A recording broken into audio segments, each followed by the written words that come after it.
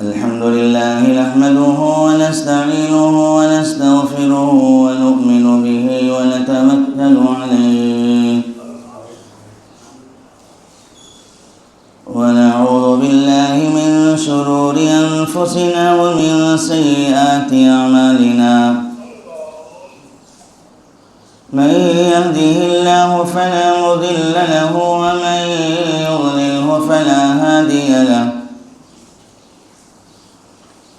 ونشهد أن لا إله إلا الله وحده لا شريك له ولا نظير له ولا وزير له ولا مثل له ولا مثيل له ولا شبيه له ولا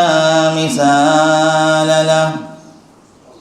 ولا صاحبة له ولا زوجة له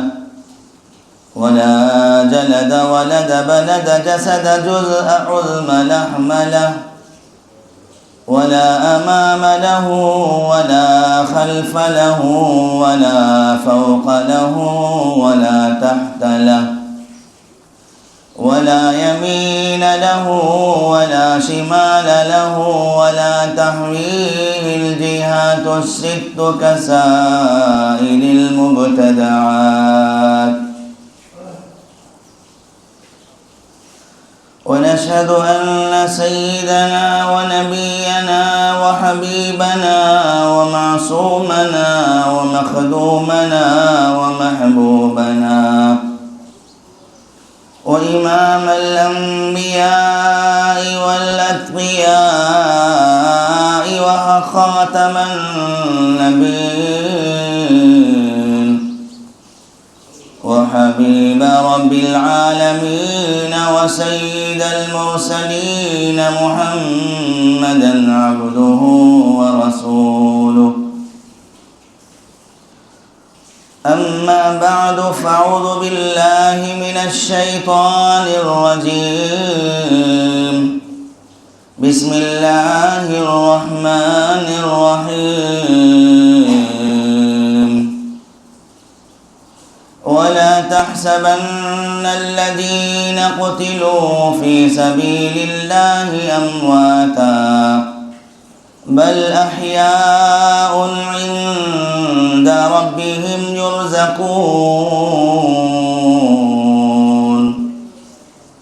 وقال تعالى في مقام آخر إنما يريد الله ليذهب عنكم الرجس أهل البيت ويطهركم تطهيرا وقال النبي صلى الله عليه وسلم الحسن والحسين سيدا شباب أهل الجنة أو كما قال عليه الصلاة والسلام صدق الله مولانا العظيم وصدق رسوله النبي الكريم ونحن على ذلك لمن الشاهدين ومن الشاكرين اللهم صل على سيدنا محمد وعلى آل سيدنا محمد وبارك وسلم اللهم صل على سيدنا محمد وعلى آل سيدنا محمد وبارك وسلم اللهم صل على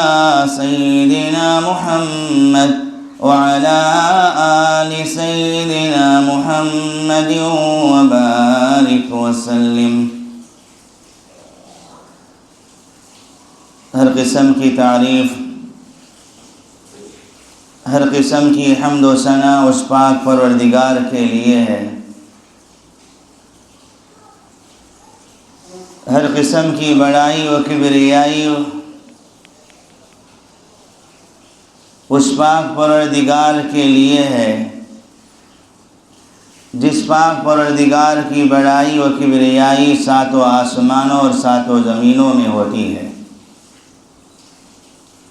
کائنات کا ذرہ ذرہ اور کائنات کی ہر چیز اللہ کی تعریف و تسبیح میں مشغول ہے۔ وَلَهُ الْكِبْرِيَاءُ فِي السَّمَاوَاتِ وَالْأَرْضِ، اسی کے لیے ہے بڑائی آسمانوں اور زمینوں میں۔ کبریائی اور بڑائی کی مستحق اور حقیقی حقدار اور مستحق ذات وہ اللہ کی ذات ہے۔ اللہ کی عظیم الشان ذات اقدس، ذات اعلیٰ و اولیٰ کے بعد سب سے عظیم الشان ہستی اور سب سے عظیم المرتبت والی ہستی میرے اور آپ کے آقا تاجدار مدینہ، خلاصہ کائنات، فخر بنی آدم، رحمت للعالمین، حضرت محمد مصطفیٰ صلی اللہ علیہ وسلم کی ذات عالی ہے۔ اللہ تعالیٰ آپ پر کروڑوں مرتبہ رحمت نازل فرمائے۔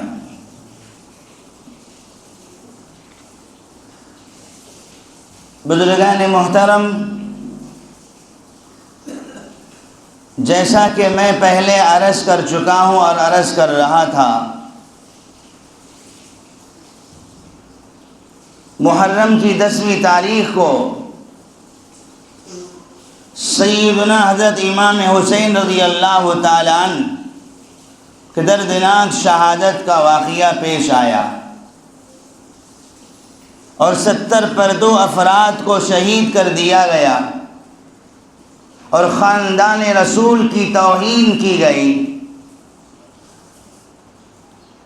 اور خاندان رسول کی بے حرمتی کی گئی۔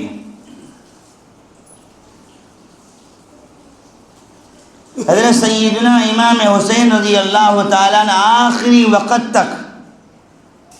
اپنے سر کو نہیں جھکایا اور سر کٹانے کو پسند کیا، اور ظالم کے ظلم، ظالم کے سامنے اپنے نانا کے دین کو زندہ کرنے کے لیے اپنے نانا نے جس طرح یہ دین کو پیش کیا ہے، اس دین کو پوری دنیا میں پہنچانے کے لیے اپنے سر کو کٹایا، لیکن سر جھکنے نہیں دیا۔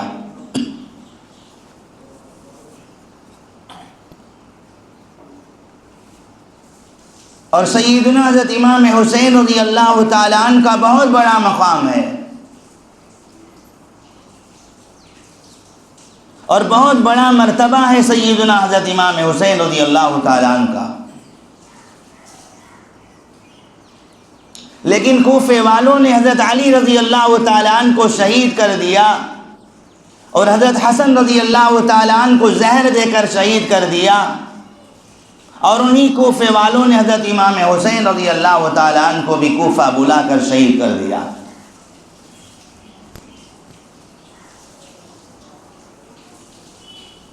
اور حضرت امام حسین رضی اللہ تعالیٰ عنہ کی دردناک شہادت اور آپ کی معصومیت اور مظلومیت اور یزید جیسے ظالم اور فاسق فاجر نے اور ابن زیاد جیسا ظالم فاجر فاسق نے یہ بے حرمتی کی، اللہ پاک نے ان کے ساتھ کتوں سے بھی زیادہ بدتر حشر کر کے دکھایا۔ اور جب شہادت کا وقت آیا تھا، خاندان رسول کی توہین کرنے کا وقت آیا تھا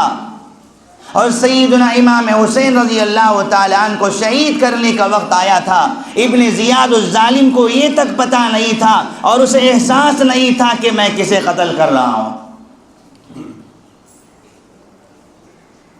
اور جس امام حسین رضی اللہ تعالیٰ عنہ کو اتنا چاہتے تھے سرکار دو عالم صلی اللہ علیہ وسلم، اتنا چاہتے تھے، اپنے سینے سے سینہ لگایا تھا اور اپنے ہونٹوں کو حضرت سیدنا امام حسین رضی اللہ تعالیٰ عنہ کے ہونٹوں سے لگایا تھا اور اپنی زبان کو سیدنا امام حسین رضی اللہ تعالیٰ عنہ کی زبان کو لگا کر چوسا تھا اور پیشانی پہ بوسہ دیا تھا۔ اور یہی وہ امام حسین ہیں جن کے لیے سجدوں کو لمبا کیا تھا، یہی وہ امام حسین ہیں جن کے بارے میں فرمایا جنت کے دونوں پھول ہیں، یہی وہ امام حسین ہیں جنت کے نوجوانوں کے سردار ہیں، سیدہ شباب اہل الجنہ۔ صحیح حدیث کی روشنی میں موجود ہے، آقا علیہ الصلوۃ والسلام نے فرمایا الحسن والحسین سیدا شباب اہل الجنہ، حضرت امام حسن اور امام حسین رضی اللہ تعالیٰ عنہ یہ دونوں جنتی نوجوانوں کے سردار ہیں۔ اور ادھر اپنی بیٹی فاطمہ رضی اللہ تعالیٰ عنہ کے فرمایا خاتون جنتی عورتوں کے سردار، اور ماں جنتی عورتوں کے سردار، اور بیٹے جنتی نوجوانوں کے سردار۔ کتنا بڑا مقام ہے۔ یہ دنیا کے اندر جنتی کو دیکھنا چاہتا ہے سیدنا امام حسین کو دیکھ لے، جنتی کو دیکھنا چاہتا ہے سیدنا امام حسن کو دیکھ لے، جنتی عورت کو دیکھنا چاہتا ہے فاطمۃ الزہرا لخت جگر سرکار دو عالم صلی اللہ علیہ وسلم کے جسم کا ایک ٹکڑا، ان کو دیکھ لے۔ حضرت سیدنا امام حسین رضی اللہ تعالیٰ عنہ کی شہادت کا دردناک واقعہ پیش آیا، قیامت تک کے لیے کوئی اسے بھول نہیں سکتا اور کوئی بھلا نہیں سکتا۔ لیکن جن ظالموں نے شہید کیا تھا، جن ظالموں نے نام مٹانا چاہتا تھا، ان ظالموں کا نام مٹ گیا ہے، ان ظالموں کی حقیقت ختم ہو گئی ہے، ان ظالموں کا ظلم ختم ہو گیا ہے، لیکن جو ہیرو ہے سیدنا امام حسین کا نام قیامت تک زندہ رہے گا۔ اللہ نے صاف قرآن میں فرمایا جو شہید ہوتا ہے، اللہ کی راہ میں جو مارا جاتا ہے، اللہ کی راہ میں جو اسے قتل کر دیا جاتا ہے، اللہ کی راہ میں جو گردن کٹایا جاتا ہے، اللہ کی راہ میں اسے مار دیا جاتا ہے، وہ مردہ نہیں ہے بلکہ وہ قیامت تک زندہ ہے۔ اللہ تعالیٰ اس کو اسپیشل روزی اپنے پاس دیتے ہیں۔ اللہ نے 4ویں پارے میں فرمایا، دوسرے پارے میں فرمایا وَلَا تَحْسَبَنَّ الَّذِينَ قُتِلُوا فِي سَبِيلِ اللَّهِ أَمْوَاتًا، تاکید کا لفظ ہے۔ ایک بات کو 4 بار دہرایا جاتا ہے، ایک کام کو 4 بار کہی جائے تو اس کے اندر مضبوطی پن پیدا ہوتی ہے، پکا پن پیدا ہوتا ہے۔ اللہ تعالیٰ نے تاکید کے ساتھ فرمایا ایسے لوگوں کے بارے میں تم مردہ خیال مت کرو جو میری راہ میں شہید ہوئے ہیں، جو میری راہ میں سر کٹائے ہیں، جو میری راہ میں اپنی جان کو دیے ہیں، جو میری راہ میں اپنی انگلیوں کو کٹائے، جو میری راہ میں اپنے دل کو چھلنی کیے، جو میری راہ میں جان دے دیے ہیں، جو میری راہ میں جان کے جسم کے ٹکڑے ٹکڑے کر دیے ہیں، جو میری راہ میں شہید ہو گئے ہیں، ایسے لوگوں کو تم مردہ مت کہو، تو زندے ہیں۔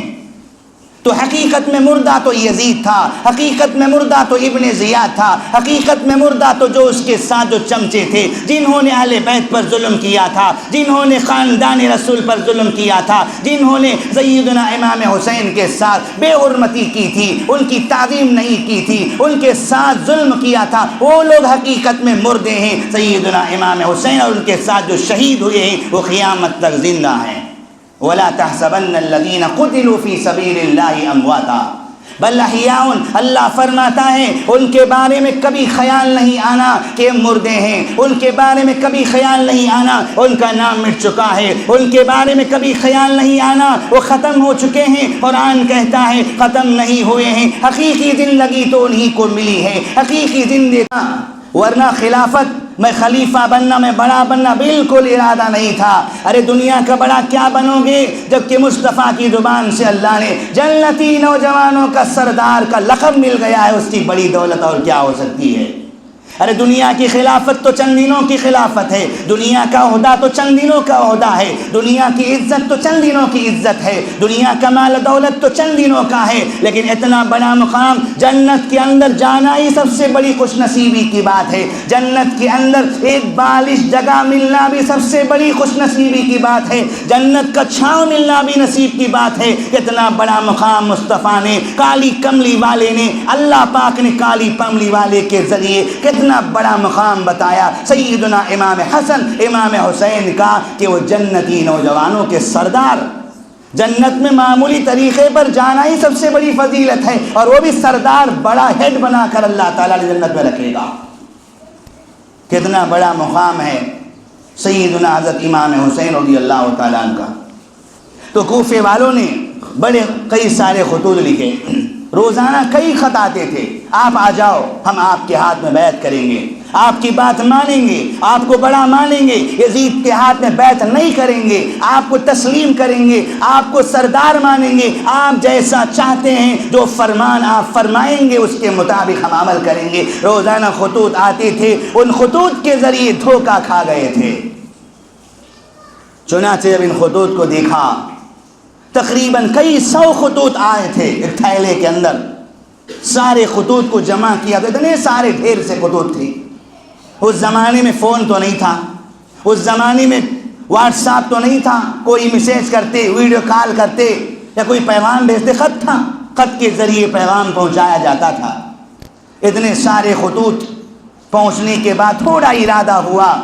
سیدنا حضرت امام حسین رضی اللہ تعالیٰ عنہ کا کوفے کی طرف روانہ ہونے کا۔ تو صحابہ اکرام سے مشورہ کیا، بڑے بڑے صحابہ نے منع کیا، حضرت امام حسین رضی اللہ تعالیٰ عنہ کو منع کیا کہ آپ جانے کی ضرورت نہیں، آپ کے سامنے موجود ہے کہ آپ کے والد محترم کو بھی شہید کر دیے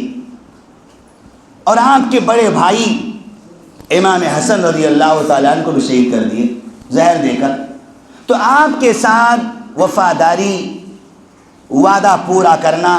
اور آپ کے ہاتھ میں بیعت کر کے آپ کے پاس جھک کر آپ جیسے فرماتے اس طرح زندگی وہ گزاریں گے، کوئی گارنٹی نہیں۔ الکوفی لا یوفی، کوفے والوں کا اعتبار نہیں، کوفے والے بے وفا ہوتے ہیں، بے بھروسہ کے ہوتے ہیں، عین وقت میں ہاتھ دینے والے۔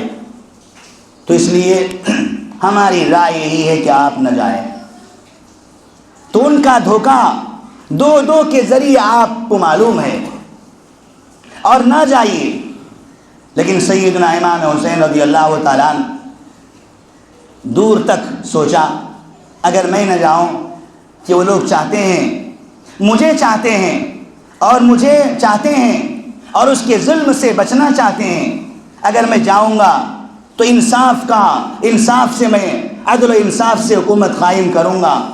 دین کا جو نظام ہے، میرے نانا نے اللہ کے طرف سے جو نظام پیش کیا ہے اس کو صحیح طریقے پر میں پیش کر سکتا ہوں، یہ خواہش تھی، عہدے کی بالکل خواہش نہیں تھی۔ تو میں نے ابھی بتایا اس سے بڑھ کر کیا عہدہ ہوگا کہ جنتی نوجوانوں کے سردار، کتنا بڑا عہدہ، پوری رات دن عبادت کرنے پر یہ عہدہ نہیں ملے گا۔ اللہ کی مرضی، جسے چاہتا اللہ دیتے ہیں۔ اللہ اپنے نبی کو چاہتے ہوئے اپنے نبی کے خاندان کو مقام دیا ہے، نبی کے گھر والوں کو مقام دیا ہے، حضرت فاطمہ کو مقام دیا ہے، حضرت حسن کو مقام دیا ہے، امام حسین کو مقام دیا ہے۔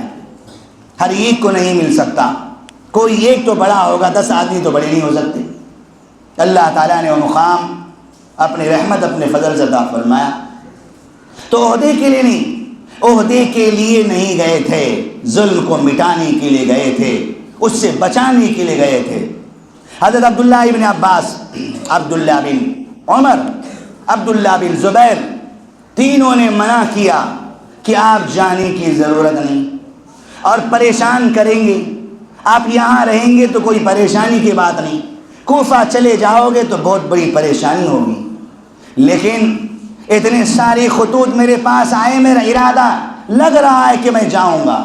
تو یہ کام کیجئے۔ حضرت سیدنا امام حسین رضی اللہ تعالیٰ عنہ نے صحابہ اکرام کے سامنے رائے رکھی کہ سب سے پہلے میں ایک شخص کو خاندان کے بھیجوں گا کوفہ، اور دیکھ لیں گے کہ ان کے ساتھ کیا کوفے والے کیا معاملہ کریں گے، عزت کے ساتھ پیش آئیں گے یا ذلت کے ساتھ پیش آئیں گے، وعدہ پورا کریں گے، دھوکہ دیں گے یا نہیں دیں گے، پتہ چلے گا۔ اپنے خاندان کے ایک آدمی کو سب سے پہلے بھیجوں گا، اگر وہاں کا معاملہ صحیح ہے جیسا کہ خطوں میں لکھ کر بھیجا تھا، واقعی ایسی عزت دینے والے ہیں، واقعی ان کے دلوں میں ایسی میری محبت ہے، تو جب جاؤں گا، ورنہ نہیں جاؤں گا۔ چنانچہ حضرت مسلم بن عقیل رضی اللہ تعالیٰ عنہ کو روانہ کیا۔ مسلم بن عقیل سے فرمایا جاؤ، کوفہ جاؤ اور جا کے وہاں کی حالات کا جائزہ لو، اور وہ لوگ ان خطوط کے اندر، ان خطوں کے اندر جو پیغام لکھ کر بھیجا ہے اور جو دعوے کر رہے ہیں مجھ سے محبت کا، میرے ساتھ بیعت کا، میری بات ماننے کا، میرے طریقے پر چلنے کی جو باتیں کہہ رہے ہیں، کیا یہ حقیقت میں ہیں یا ایسے ہی دھوکہ دینے کے لیے وہ لکھ کر بھیجے ہیں؟ یہ معلوم کرنے کے لیے حضرت مسلم بن عقیل کو بھیجا۔ اور حضرت مسلم بن عقیل رضی اللہ تعالیٰ جب جا رہے تھے اور ان کے معصوم بچے دو ساتھ ہو گئے، انہوں نے ضد کیا کہ ابو جان ہم بھی آئیں گے اور ہم بھی آئیں گے۔ حضرت مسلم بن عقیل نے اپنے دونوں معصوم بچوں کو لے کر نکلتے ہیں، اور جب اطلاع ملی کوفے والوں کو، کوفے والوں کو سیدنا امام حسین رضی اللہ تعالی عنہ کی طرف سے ایک نمائندہ چچا زاد بھائی حضرت مسلم بن عقیل آ رہے ہیں، اپنے دونوں بیٹوں کے ساتھ آ رہے ہیں کا جائزہ لینے کے لیے۔ چنانچہ یہ سننے کے بعد میں کوفے والوں نے، جن لوگوں نے خطوط لکھا تھا، جن لوگوں نے خط لکھا تھا، ان کی ایک بڑی جماعت کوفے کے باہر آ کر استقبال کے لیے، ویلکم کرنے کے لیے آ کر کھڑی ہو گئی، اور بہت بڑی جماعت کھڑی ہو گئی تھی، اور ان کو لیا، شاندار طریقے سے حضرت مسلم بن عقیل کا استقبال کیا، ویلکم کیا، اور ان کو ان کی عزت افزائی کی، اور ان کو لے کر گئے۔ اور لے کر جانے کے بعد اطلاع ملی، یزید کو اطلاع ملی حضرت امام حسین رضی اللہ تعالی عنہ کی طرف سے مسلم بن عقیل آئے ہوئے ہیں، اور ٹیسٹ کے لیے آئے ہوئے ہیں، امتحان کے لیے آئے ہوئے ہیں، لوگوں کے حالات جائزہ لینے کے لیے آئے ہوئے ہیں۔ اگر ہم خاموشی کے ساتھ بیٹھے رہیں گے تو وہاں کے لوگ ان کے ہاتھ پر بیعت کریں گے، راستہ صاف ہو جائے گا، امام حسین بھی آئیں گے، اور میری سلطنت کو خطرہ ہے، میرا تختہ پلٹ جائے گا، اور میرا عہدہ ختم ہو جائے گا، میری خلافت ختم ہو جائے گی، اور میری حکومت ختم ہو جائے گی، میرا ظلم ختم ہو جائے گا، میرا فسق و فجور ختم ہو جائے گا، میرا رعب و دبدبہ ختم ہو جائے گا۔ اس ناپاک ارادے کو لے کر یزید نے سب سے بڑے ظالم ابن زیاد کو کوفے کا گورنر بنایا تھا۔ اس سے پہلے حضرت نعمان بن بشیر صحابی رسول انصاف پسند گورنر تھے، لیکن انصاف پسند گورنر اب کام نہیں آتا، اس لیے ظالم کو عبید اللہ بن زیاد ابن زیاد جو بڑا ظالم تھا اور بڑا خطرناک تھا، بڑا فاسق و فاجر تھا، اس سے بڑا ظالم کوئی نہیں، ایسے ظالم کو کوفے کا گورنر بنایا تھا۔ جاؤ، ابن زیاد سے کہا، ابن زیاد جاؤ اور جا کر جہاں خطبہ دو، اور یہ کہو ایک بار جب امیر بنتا ہے، خلیفہ بنتا ہے، اس پر اس کے ہاتھ میں ہاتھ ملانا ہے، اس کے ہاتھ میں بیعت کرنا ہے، اس کے خلاف ورزی کرنے کی اجازت نہیں۔ جاؤ حدیث پیش کرو، اگر تمہارے اوپر کوئی امیر بنا دیا جائے، اگرچہ کہ وہ حبشی کیوں نہ ہو، کالا کلوٹا کیوں نہ ہو، اس کی حیثیت گری ہوئی کیوں نہ ہو، امیر بن گیا تو اس کی بات کو ماننا ہے۔ یہ حدیث پیش کرو، لوگوں کے سامنے تقریر پیش کرو۔ جو مسلم بن عقیل آ چکے ہیں، ان کے ہاتھ میں بیعت نہ کرنے پائے۔ چنانچہ حضرت مسلم بن عقیل کے ساتھ بڑی جماعت تھی،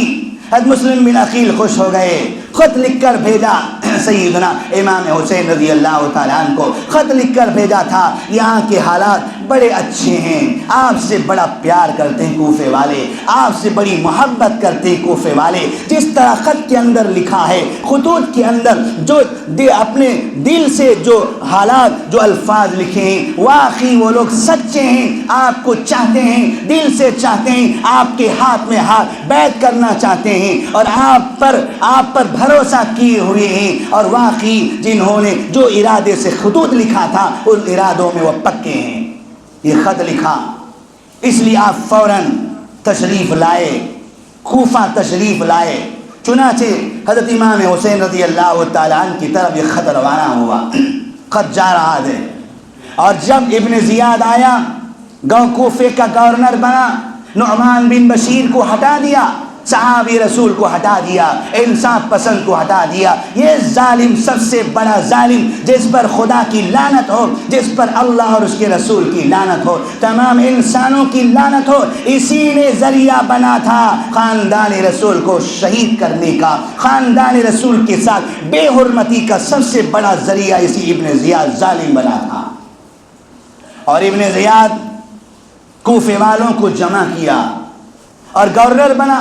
پاور تھا، ظالم تھا. اب ظاہر سے بات ہے تو ظالم جب گورنر بنتا ہے، ظالم جب بڑا بنتا ہے تو پھر لوگ تو ڈر جاتے ہیں اور وہاں کا ماحول بگڑ جاتا ہے، امن ختم ہو جاتی ہے، شانتی ختم ہو جاتی ہے، فساد، دنگے، جنگ، جھگڑے وغیرہ چالو ہو جاتے ہیں. اور ابن زیاد آیا، خطرناک خطبہ دیا، زوردار خطبہ دیا. یزید امیر ہے، یزید خلیفہ ہے، اس کو خلیفہ مانو، اس کے ہاتھ میں بیعت کرو، اس کے خلاف ورزی جو بھی کرے گا اس کی خیریت نہیں ہوگی. اور حدیث بھی اس نے پیش کی، جب ایک بار خلیفہ بنا دیا جاتا ہے اس کے خلاف میں دوسرا کوئی کھڑا ہوگا تو باغی ہوگا، دھوکے باز ہوگا، اسلام سے بغاوت کرنے والا ہوگا. اور وارننگ دی. تو جیسے ہی ابن زیاد نے جو خطبہ دیا تھا، جو تقریر کی تھی، اس تقریر کو سن کر ان ہجڑوں نے، جن لوگوں نے دعوت دی تھی، حضرت امام حسین کو بلانے کے لیے کہا تھا، خط لکھ کر بھیجے تھے، محبت کا اظہار کیا تھا، ان ظالم بے وفا و دھوکے باز کوفیوں نے اچانک پلٹ گئے. پوری جماعت پلٹ گئی اور پوری جماعت پلٹ گئی اور کہے تھے، جو بیعت کرنے کی بات کہہ رہے تھے اور انکار کر دیا. حضرت مسلم بن عقیل کے ساتھ میں ایک بڑی جماعت تھی اور یہاں تک کہ ڈر کے مارے وہ جماعت بھی چھوڑ ڈالی اور ایک شخص کے سوا کوئی نہیں تھا حضرت مسلم بن عقیل کے ساتھ، اور سارے کے سارے خلاف ہو گئے. کتنی بڑی غداری ہوگی، کتنی بڑی دھوکے کا، کتنا بڑا دھوکہ ہوگا، کتنی بڑی بے وفائی ہوگی کہ ان لوگوں نے اپنی جان کے لیے، اپنی جان کے ڈر کے مارے، عزت کے ڈر کے مارے، ذلت کہیں ہماری سروں پر نہ آ جائے، ڈر کے مارے بدل گئے، دھوکہ دیا، غداری کی، بے وفائی کی. اور انہوں نے بے وفائی کس کے ساتھ کیا ہے؟ عام انسان کے ساتھ نہیں کیا ہے. سیدہ شباب اہل الجنہ، جنتی نوجوانوں کے سردار کے ساتھ دھوکہ کیا ہے. اور کس کے ساتھ غداری انہوں نے کی ہے؟ معصومیت کے ساتھ غداری کی ہے. اور کس کے ساتھ غداری کی ہے؟ وہ امام حسین جن کے ہونٹوں کو چومتے تھے ان کے ساتھ غداری کی ہے. اور کس کے ساتھ غداری کی ہے؟ اپنے لخت جگر فاطمہ کا شہزادہ، علی مرتضیٰ کا شہزادہ، حیدر کرار کا شہزادہ، جن کے خون میں بہادری بھری ہوئی تھی، جن کے رگ و ریشے میں ہمت تھا، طاقت تھی، کوئی ڈرنے والے نہیں تھے، ان کے ساتھ غداری کی تھی. اس ابن زیاد کی تقریر سن کر پورے پلٹ گئے تھے، بدل گئے. تو ان ظالموں کا انجام بھی بہت برا ہوا ہوگا. چنانچہ حضرت مسلم بن عقیل کو کوئی پناہ دینے والا نہیں تھا. جب آئے تو اتنے لوگ استقبال کیا، تو ایک گھر کے سوا کسی گھر نے ان کو پناہ نہیں دیا. ہانی بن عروہ جو نیک تھے اپنے گھر کے اندر چھپایا مسلم بن عقیل کو، اب ان کے دونوں بیٹوں کو. اب ظاہر سے بات ہے ظالم فوج کے سامنے 2-3 آدمی کیا کر سکیں گے؟ ظالم فوج کے سامنے 2-3 آدمی کچھ نہیں کر سکیں گے، لیکن جیت تو حق والوں کی ہوگی، جیت تو عدل والوں کی ہوگی، ہار تو ایک نہ ایک دن باطل والوں کی ہوگی. اسی طرح جس طرح کے غزہ والوں پر اسرائیل جو گندے نطفے سے پیدا ہوا ہے، اور اسرائیل جنہوں نے اپنی فوج کی طاقت کے بدولت ان چند ایمان والوں پر جو ظلم کر رہے ہیں، چند لوگ کیا ساتھ دیں گے اور کیا کر سکیں گے؟ لیکن ایک نہ ایک دن جس طرح اللہ تعالیٰ نے حسینیوں کی جیت قرار دیا ہے، حسینیوں کو ہمیشہ زندہ قرار دیا ہے، اسی طرح ایک نہ ایک دن آئے گا، اہل غزہ کی کامیابی ہوگی، بیت المقدس مسلمانوں کے ہاتھ میں ضرور آئے گا. تو بہرحال ہانی بن عروہ اپنے گھر میں رکوایا تو حملہ کیا، تو ظالموں نے حملہ کیا، کوششیں کی، لیکن لڑتے رہے، گھر پر بھی حملہ کیا. حضرت مسلم بن عقیل بھی شہید ہو گئے، معصوم 2 بچے بھی شہید ہو گئے. اور ادھر خط ملا سیدنا امام حسین رضی اللہ تعالیٰ 72 افراد کو لے کر 70 پر 2 ساتھیوں کو لے کر نکلے. عورتیں بھی تھیں، بچے بھی تھے، علی اصغر بھی تھے، علی اکبر بھی تھے، زین العابدین رحمت اللہ علیہ بیمار تھے، اور حضرت زینب رضی اللہ عنہا حضرت امام حسین کی بہن اور سیدنا فاطمہ الزہرا رضی اللہ تعالیٰ عنہا کی بیٹی بھی ساتھ میں تھی. 70 پر 2 افراد کا قافلہ نکلتا ہے، لیکن یہ سب حالات معلوم نہیں تھے۔ خط ملا، اچھے حالات ہیں، سچے ہیں، یہ سمجھ کر نکلے تھے، درمیانے راستے میں آئے، بڑی خطرناک خبر پہنچی، مسلم بن عقیل کو ظالموں نے شہید کر دیا، مسلم بن عقیل کے دونوں معصوم بچوں کو بھی شہید کر دیا۔ یہ دردناک واقعہ، یہ دردناک شہادت کی، المناک شہادت کی خبر موصول ہوئی، اطلاع ہوئی۔ حضرت سیدنا امام حسین رضی اللہ تعالیٰ عنہ نے اپنے ساتھیوں کو جمع کیا اور جمع کر کے مشورہ کیا کہ دیکھو ساتھیوں، ہمیں اطلاع ملی ہے ان کوفے والوں نے بے رحمی کے ساتھ، بے دردی کے ساتھ مسلم بن عقیل کو شہید کر دیا، معصوم 2 بچوں کو بھی شہید کر دیا۔ انہوں نے دھوکہ دیا ہے، بے وفائی کی ہے، غداری کی ہے۔ اس لیے اگر تم لوگ، مجھ میں سے جتنے لوگ ہیں، تم چاہتے ہو اپنی جگہ جانا چاہتے ہو تو جا سکتے ہو، اور آنا چاہتے ہو تو آ سکتے ہو، لیکن میں تو گھر واپس نہیں آؤں گا، میں جا کر ہی رہوں گا، کیا قصہ معلوم کر کے ہی رہوں گا، لیکن تم میں سے اگر کسی کو آنا نہیں ہے میرے ساتھ تو تم واپس جا سکتے ہو۔ اور ان افراد، وہ قافلے والوں نے کہا نہیں، تو شروع سے چل پڑے ہیں، ہم آپ کے ساتھ رہیں گے، آپ کے ساتھ آئیں گے، جو ہوتا ہو۔ چنانچہ سیدنا امام حسین رضی اللہ تعالیٰ اب اس قافلے کو لے کر کربلا کے میدان کی طرف پہنچتے ہیں۔ کربلا، یہ 2 لفظوں کے ساتھ یہ ملا ہے۔ کرب کے معنی بے چینی، آزمائش، بلا کے معنی مصیبت۔ کربلا، یہ 2 مل کر کربلا بن چکا ہے۔ آزمائش کی جگہ، مصیبت کی جگہ، پریشانیوں کی جگہ، اس سے بڑی اور کیا مصیبت ہو سکتی ہے جہاں سیدنا امام حسین کو شہید کر دیا، کربلا۔ تو کربلا کی طرف پہنچے اور دریا کے قریب پہنچے، اطلاع ملی، ابن زیاد ظالم کو اطلاع ملی سیدنا امام حسین فوج کو لے کر آ رہے ہیں، اور ہرگز جنگ کرنے کا ارادہ نہیں تھا۔ اگر جنگ کرنا ہوتا تو عورتوں کو کیوں لاتے، جنگ کرنا ہوتا تو بچوں کو کیوں لاتے؟ جنگ کے اندر عورتوں کو جانا منع ہے، جنگ کے اندر بچوں کو لے جانا منع ہے۔ جنگ کا ارادہ بالکل نہیں تھا، بات چیت کے لیے تشریف لا رہے تھے۔ سیدنا امام حسین رضی اللہ تعالیٰ عنہ جب پہنچے، کربلا کے میدان کے قریب پہنچے، ابن زیاد نے 2 روایتیں آتی ہیں۔ ایک روایت کے حساب سے عمر بن سعد کو 1000 آدمیوں کا کمانڈر بنا کر، ایک فوج بنا کر، ایک جماعت بنا کر بھیجتا ہے، ابن زیاد بھیجتا ہے، جاؤ وہ آ رہے ہیں اور ان سے بات چیت کرو۔ اگر ان سے کہو سب سے پہلے میرے ہاتھ پر بیعت کرے۔ ارے یزید